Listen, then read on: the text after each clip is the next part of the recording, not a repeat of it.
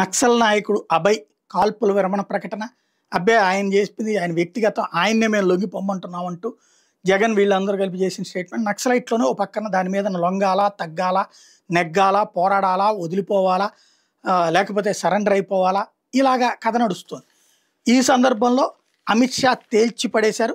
మావోయిస్టులతో కాల్పుల విరమణ అనేటువంటిది కుదరదని తేల్చి చెప్పారు. ఆపరేషన్ బ్లాక్ ఫారెస్ట్ నిలిపివేయాలని కాల్పుల విరమణకు తాము సిద్ధంగా ఉన్న మావోయిస్టులు 15 రోజుల క్రితం ప్రతిపాదించిన నేపథ్యంలో అమిత్ షా స్పందించారు. ఆయుధాలు వదిలేసి లొంగిపోతామంటే ఖచ్చితంగా స్వాగతిస్తాం. ఆయుధాలు విడిచిపెట్టిన వాళ్ళ మీద భద్రతా బలగాలు ఒక్క తోటా కూడా పేల్చబోవు, నేను హామీ ఇస్తున్నా అన్నటువంటి విషయం తేల్చి చెప్పారు. అదే సందర్భంలో తీవ్రవాదుల మీద కాల్పులు ఆపాలన్నటువంటి ఆలోచన మాకు లేదు అని స్పష్టం చేశారు. కాల్పుల విరమణ ఉండబోదు అని తేల్చి చెప్పారు. నిజంగా లొంగిపోవాలని కోరుకుంటే కాల్పుల విరమణతో సంబంధం లేదని సూచించారు. ఇటీవల కాలంలో మావోయిస్టుల పేరుతో రకరకాల లేఖలు విడుదల చేస్తూ ప్రజలను గందరగోళపరుస్తున్నారని గుర్తు చేశారు. కాల్పుల విరమణతో సంబంధం లేకుండా లొంగిపోవచ్చని చెప్పుకొచ్చారు. లొంగిపోయే మావోయిస్టులకి రెడ్ కార్పెట్తో స్వాగతం పలుకుతాం, ఆకర్షణీయమైనటువంటి పునరావాస ప్యాకేజీ కూడా ఇస్తాం అన్నటువంటి పాయింట్ చెప్పుకొచ్చారు.